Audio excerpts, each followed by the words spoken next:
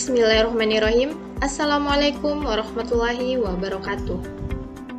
Perkenalkan, saya Rismawati dengan stambuk F1C1-19019. Di sini saya akan menjelaskan salah satu materi dari mata kuliah Biokimia 2, yaitu katabolisme karbohidrat. Yang menjadi pokok pembahasan pada materi ini yaitu pengertian katabolisme, contoh katabolisme, jenis-jenis respirasi.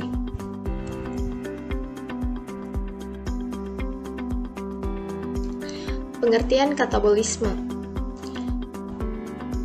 Katabolisme merupakan proses perombakan atau pemecahan senyawa kompleks menjadi senyawa yang lebih sederhana dengan membebaskan energi dan melibatkan enzim. Fungsi dari proses ini yaitu sebagai persediaan bahan baku untuk sintesis molekul lain dan menyediakan energi kimia untuk aktivitas. Salah satu contoh dari katabolisme yang terjadi dalam tubuh yaitu respirasi atau pernapasan. Secara umum, respirasi dibagi menjadi dua bagian yaitu secara aerob dan secara anaerob. Nah, di sini yang saya akan bahas pertama kali yaitu respirasi aerob. Respirasi aerob merupakan peristiwa pembakaran zat yang melewatkan oksigen dari pernapasan. Secara singkat, respirasi aerob dapat digambarkan sebagai berikut. Reaksinya yaitu C6H12O6 direaksikan dengan 6O2 akan menghasilkan produk yaitu 6CO2 plus 6H2O plus 36 ATP. Respirasi aerob ini terdiri dari 4 tahap, yaitu glikolisis, oksidasi pirufat, siklus Krebs atau TCA, dan transport elektron. Untuk lebih jelasnya, saya akan menjelaskan secara satu persatu tahapan yang terjadi dalam respirasi aerob ini. Nah, ini merupakan siklus katabolisme secara umum yang terjadi di dalam tubuh manusia. Dari proses glikolisis ke oksidasi pirufat, kemudian masuk ke TCA, selanjutnya masuk ke transport elektron. Nah, tahapan pertama dalam proses respirasi secara aerob yaitu glikolisis. Nah, glikolisis itu apa? Glikolisis merupakan proses penguraian molekul heksosa yang mempunyai 6 atom karbon dan berlangsung secara enzimatis untuk menghasilkan 2 molekul asam pirufat yang memiliki 3 atom karbon. Tujuan dari glikolisis ini yaitu untuk memecah molekul glukosa menjadi asam pirufat dan beberapa ATP. Glikolisis ini terjadi dalam sel yang memerlukan insulin.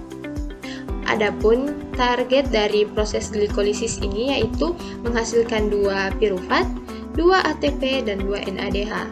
Nah, untuk lebih jelasnya bagaimana sehingga dapat dihasilkan 2 pirufat, 2 ATP, dan 2 NADH, nah kita lihat prosesnya.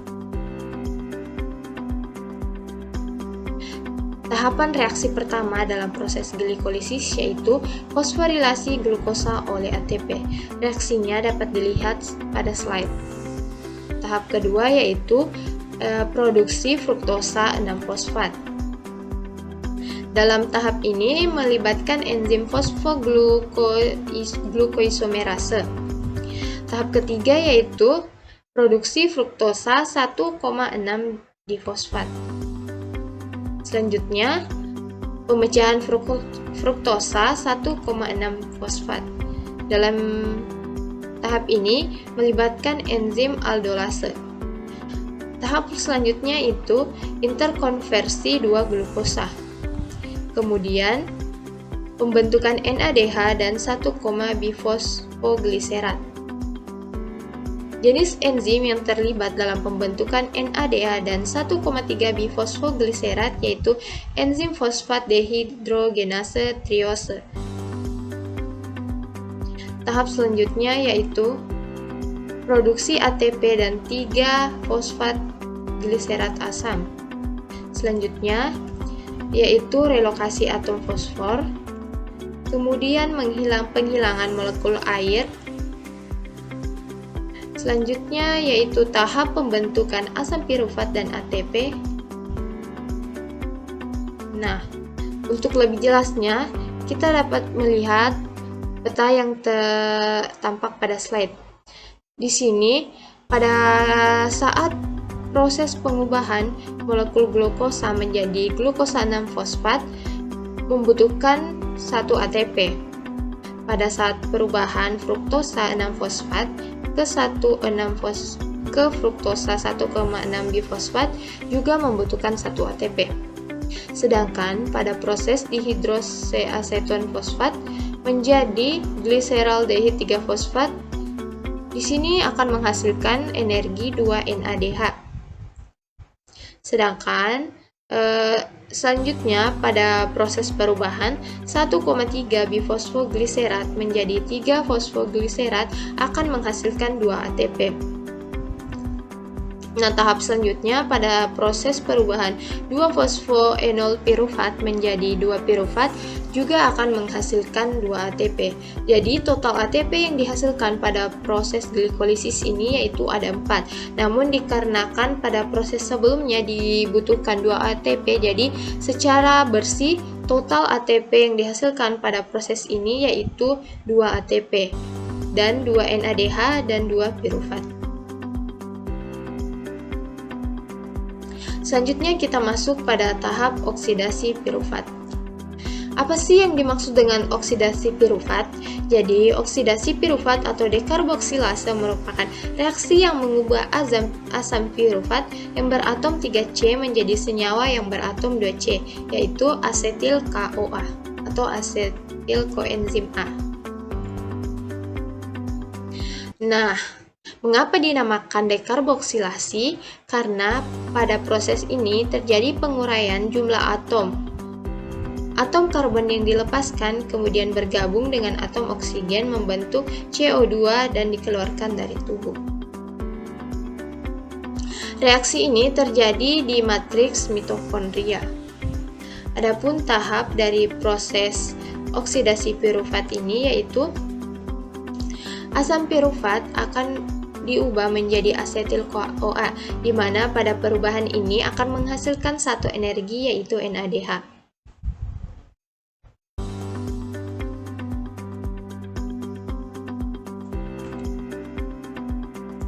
Tahap selanjutnya yaitu siklus Krebs.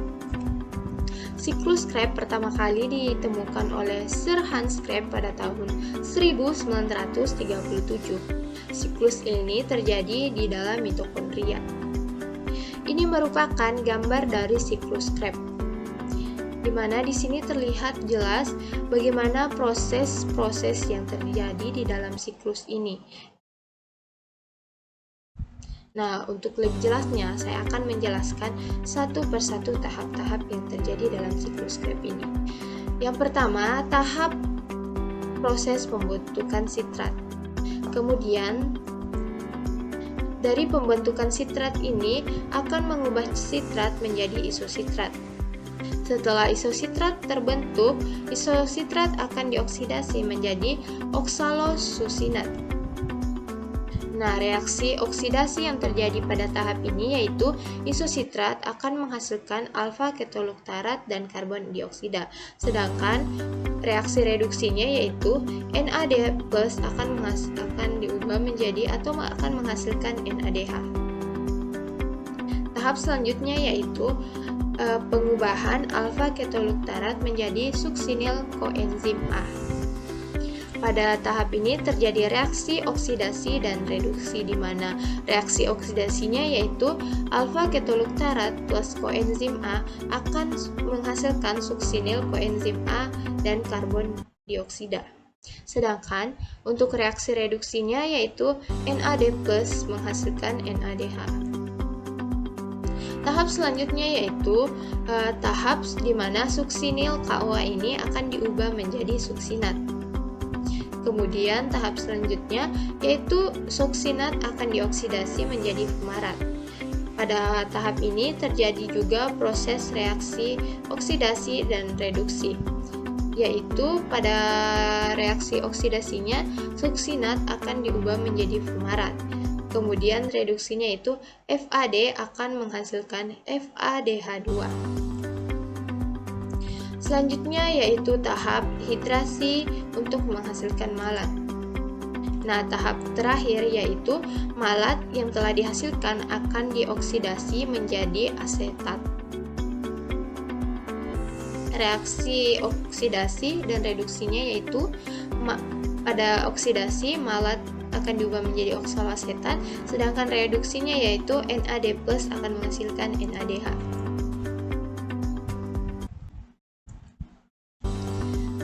Adapun hasil dari siklus Krebs ini yaitu akan terbentuk kembali asam oksaloasetat yang berikatan dengan molekul asetil koenzim A yang lain dan berlangsung kembali siklus Krebs. Hal ini karena selama reaksi oksidasi pada molekul glukosa hanya dihasilkan 2 molekul asetil koenzim A, maka siklus Krebs harus berlangsung secara 2 kali. Selain dihasilkan energi pada siklus Krebs, juga dihasilkan hidrogen yang direaksikan dengan oksigen membentuk air. Jadi, hasil bersih dari oksidasi satu molekul glukosa akan menghasilkan 2 ATP, 4 CO2, 6 NADH, dan 2 FADH.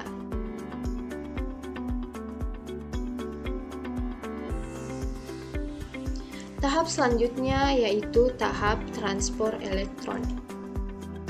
Transport elektron merupakan proses panen energi ATP yang berasal dari NADH dan FADH2, di mana NADH dan FADH2 ini dihasilkan dari reaksi sebelumnya. Tahapan ini merupakan tingkat respirasi yang paling banyak menghasilkan ATP. Senyawa NADH dan FADH2 yang mengandung elektron H+ akan ditransfer atau ditransport keluar dari membran dalam mitokondria. Ini adalah proses dari transport.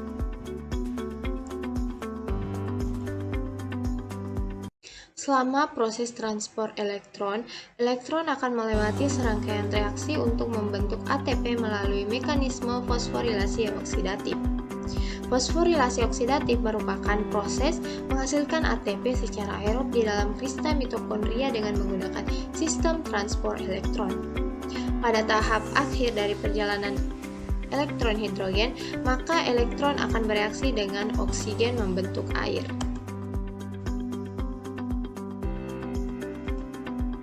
Selanjutnya hasil dari transport elektron yaitu dari kedua proses di atas NADH akan menghasilkan 3 molekul ATP, sedangkan FADH2 akan menghasilkan 2 molekul ATP. Dalam transport elektron dihasilkan kira-kira 34 ATP, ditambah dari hasil glikolisis dan siklus Krebs, maka secara keseluruhan reaksi respirasi seluler menghasilkan total 38 ATP dari satu molekul glukosa. Akan tetapi, karena dibutuhkan 2 ATP untuk melakukan transport aktif, maka hasil bersih dari setiap tahap respirasi seluler ini yaitu 36 ATP. Jadi, catatan yang perlu kita ingat selalu yaitu satu molekul glukosa dalam proses katabolisme akan menghasilkan 36 ATP.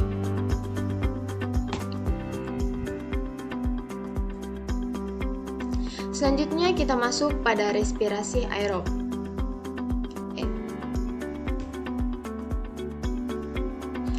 Selanjutnya saya akan membahas respirasi selanjutnya yaitu respirasi anaerob.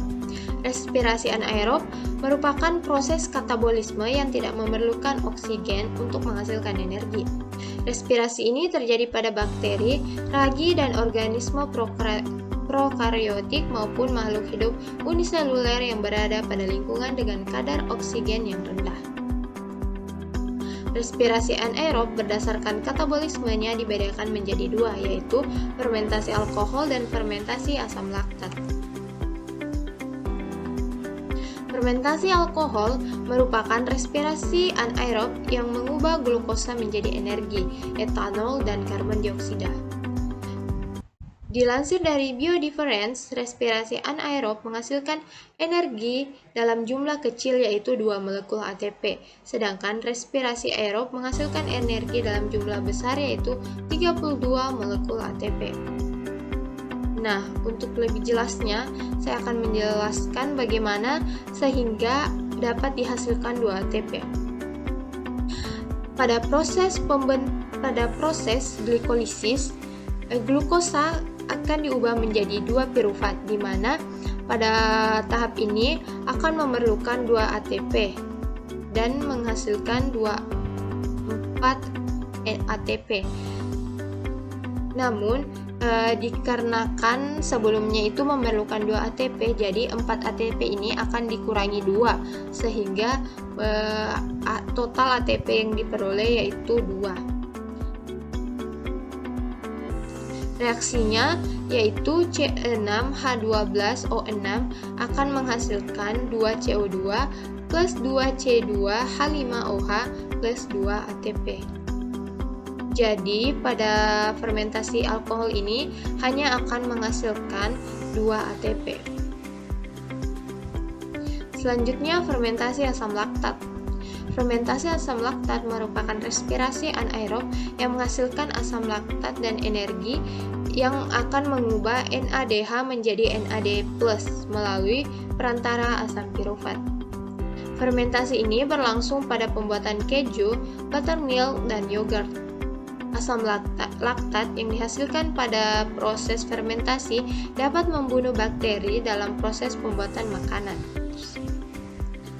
Pada tahap ini juga akan dihasilkan 2 ATP. Untuk lebih jelasnya saya akan menjelaskan bagaimana caranya bisa dihasilkan 2 ATP pada fermentasi asam laktat ini. Caranya tidak hampir sama dengan tahap fermentasi alkohol, yaitu pada tahap glikolisis glukosa akan diubah menjadi 2 piruvat, di mana pada proses ini akan memerlukan 2 ATP. Yang kemudian di 2 ATP ini akan diubah menjadi 2 ADP. Nah, selanjutnya 4 ADP yang diperoleh kemudian akan menghasilkan 4 ATP. Namun dikarenakan pada proses sebelumnya dibutuhkan 2 ATP, jadi 4 ATP yang telah dihasilkan tersebut akan dikurangi 2 karena 2 ATP yang dibutuhkan tadi. Jadi total bersih ATP yang dihasilkan pada proses fermentasi asam laktat ini yaitu 2 ATP. Selanjutnya setelah proses glikolisis, 2 piruvat tersebut akan berubah menjadi 2 asam laktat. Nah, reaksinya yaitu C6H12O6 akan menghasilkan 2 C3H6O3 plus 2 ATP.